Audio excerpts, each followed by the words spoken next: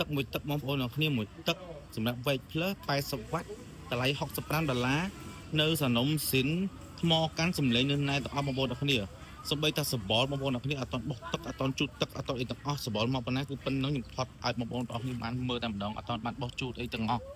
អត់តន់បានសម្អាតទេបងប្អូនអ្នកគ្នានៅថ្មីជ្រើងភ្ញៀវប្រើបានតិចថ្ងៃបងប្អូនគ្នាទិញតែថ្ងៃទី18ខែ5បងប្អូនអ្នកគ្នា18ខែ5បងប្អូនគ្នាទិញដល់ថ្ងៃ18ខែ5តំទិញទេបងប្អូនអ្នកគ្នាគាត់យកមកលក់អត់សាច់ដាច់លុយញោគាត់មកអាណិតគាត់ដែរគាត់យកមកលក់អត់មានលុយទេបងប្អូននេះគាត់អត់ចង់លក់ទេ$65បងប្អូនអ្នកគ្នានិយាយទៅមិនបាច់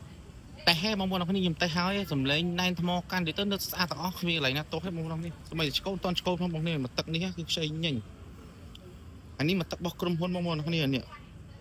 មានសេរីនកូដបងប្អូនអ្នកគ្នាបាទ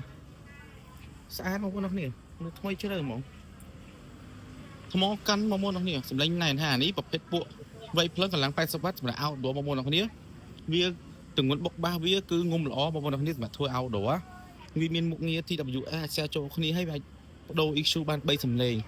ហើយកន្លែងនេះអាចបិទបើកភ្លើងបានបងប្អូនអ្នកគ្នាសម្រាប់វៃភ្លើងហ្នឹងគឺ yes ម្យ៉ាងខុសរបស់គេដែរបងប្អូនអ្នកគ្នានេះកន្លែងមើលភាគរយថ្ម yes និយាយទៅមានកន្លែងតោះបងប្អូនអ្នកគ្នាអ្នកធ្លាប់បោះវៃភ្លើងដឹងថាប្រូប៉ុណ្ណាតែក្នុងបន្ទប់យកតាណាអស់បងប្អូនគ្នាក្នុងផ្ទះហើយតំងក្រៅផ្ទះលឺប៉ុណ្្នឹងឯងបងក្នុងបន្ទប់អូយស្អាតណាស់បងប្អូនគ្នាអើយមកទឹកនេះគឺខ្